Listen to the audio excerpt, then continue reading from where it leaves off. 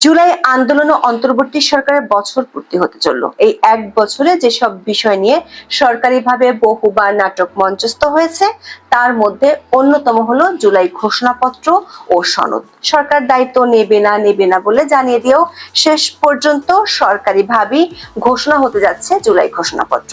এর জন্য রাষ্ট্রীয় কোষাগার থেকে টাকা খরচ করে ট্রেন ভাড়া করা হয়েছে লোক আনার জন্য। প্রায় ৩.৫ লাখ টাকা খরচ করে ৮ জোড়া ট্রেন ভাড়া করেছে মুক্তিযোদ্ধা মন্ত্রণালয়।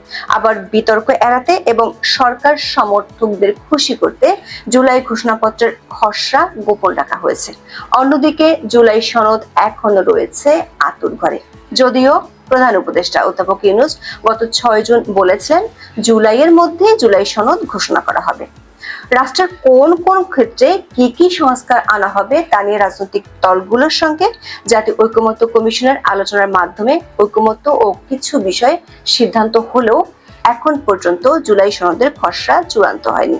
তার চেয়ে বড় কথা হলো সরকারের কিংস পার্টি এনসিপি এবং জামাতে ইসলামী এরই মধ্যেই বলে দিয়েছে জুলাই সনদের আইনগত ভিত্তি দেয়া না হলে সে সনদে তারা স্বাক্ষর করবে না।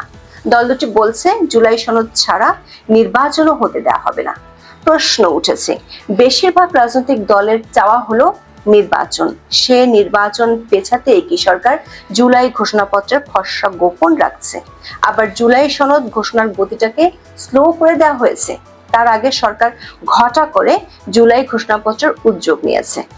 এরই মধ্যে সরকারি কিংস পার্টি এনসিপি তাদের ২৪ দফা ইশতিহারে নতুন সংবিধান ও সেকেন্ড রিপাবলিকের দাবি তোলায় নির্বাচন নিয়ে আবারও নতুন করে আশঙ্কা দেখা দিয়েছে।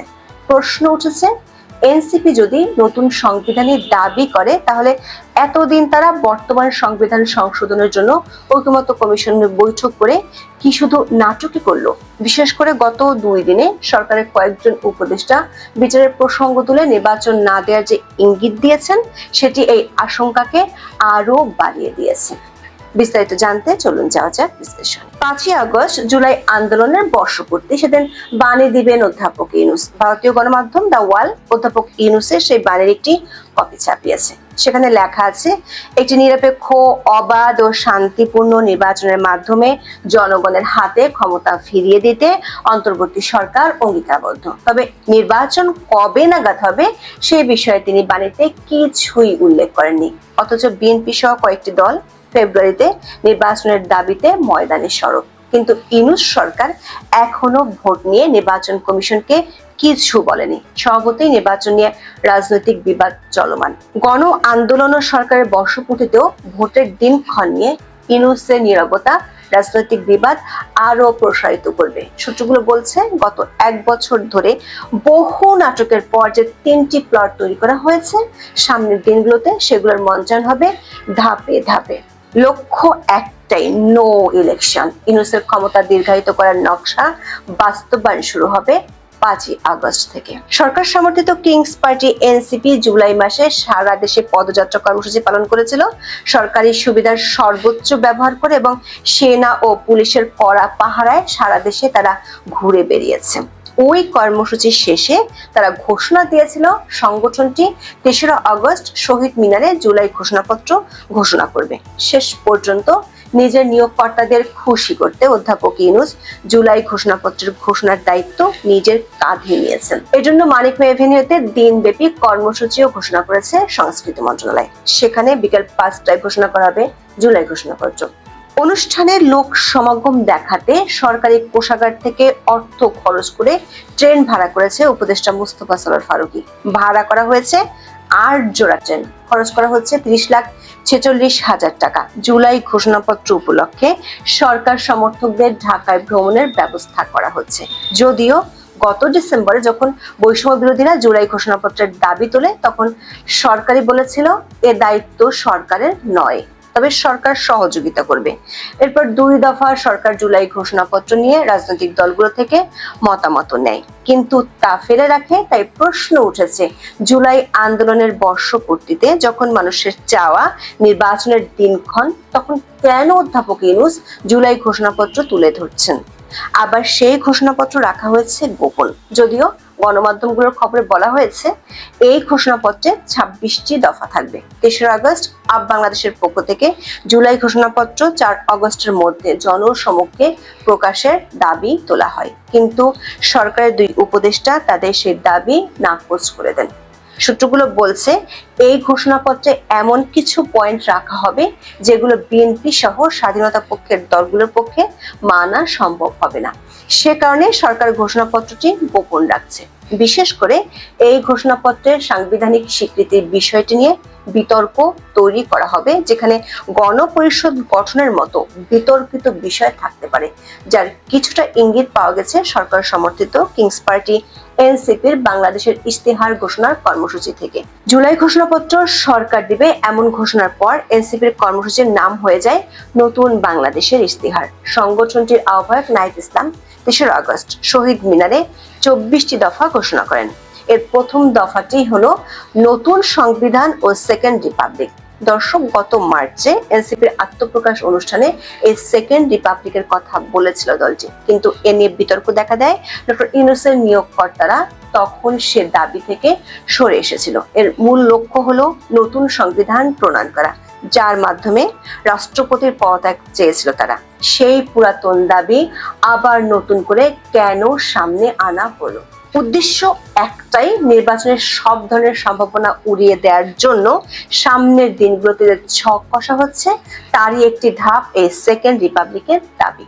তবে এনসিপি সমাবেশে জনসমাগম নিয়ে হতাশ হয়েছে সরকার পক্ষ। সারা দেশে ব্যাপক জনসমর্থন দাবি করলেও 3রা আগস্ট শহীদ মিনারে দলটির সমাবেশের লোক সমাগম ছিল প্রত্যাশার চেয়ে অনেক কম। বিশেষ করে শাহবাগে ছাত্রদলের সমাবেশে যত লোক হয়েছে তার তুলনায় এনসিপি সমাবেশে উপস্থিতি একেবারেই তুলনাই চলে না।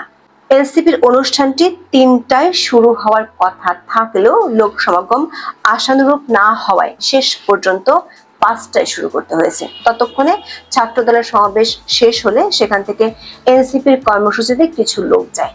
অনলাইনে ছড়িয়ে পড়া অনেকগুলো ভিডিওতে দেখা গেছে এনসিপি সমাবেশে যাদেরকে আনা হয়েছে তারা জানেই না কোন দলের কর্মসূচিতে এসেছে। সূত্রগুলো বলছে নির্বাচন পেছানোর বড় অস্ত্রটি এখন নিজের হাতেই রেখেছেন অধ্যাপক ইউনূস। সেটি হলো জুলাই সনদ।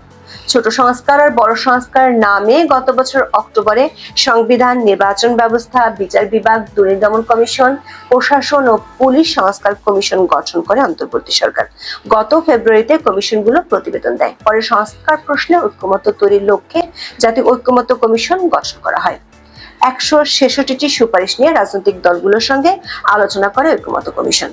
প্রথম পর্বে 33টি, দ্বিতীয় পর্বে 30টি দলের সঙ্গে বিষয়ভিত্তিক আলোচনা করে কমিশন। এ পর্বে 19টি মৌলিক সংস্কার প্রস্তাবে ঐক্যমত্য ও সিদ্ধান্ত হয়। এর মধ্যে সর্বসম্মত সিদ্ধান্ত বা ঐক্যমত্য হয় 9টি বিষয়।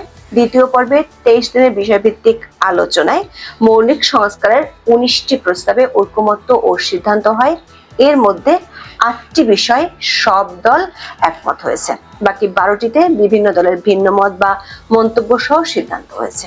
এই ঐকমত্য কমিশনের মাধ্যমে গত জুলাইয়ের মধ্যে দেওয়ার কথা ছিল জুলাই সনদ। খোদ অধ্যাপক ইউনূস তা ঘোষণা করেছিলেন প্রায় 2 মাস আগে, কিন্তু গণমাধ্যমগুলোর খবর হলো এই জুলাই সনদ নিয়ে দেখা দিয়েছে অচলাবস্থা, যার ফলে ঐকমত্য কমিশন সহসাই হয়ে যেতে পারে জাতীয় নির্বাচন কমিশনে।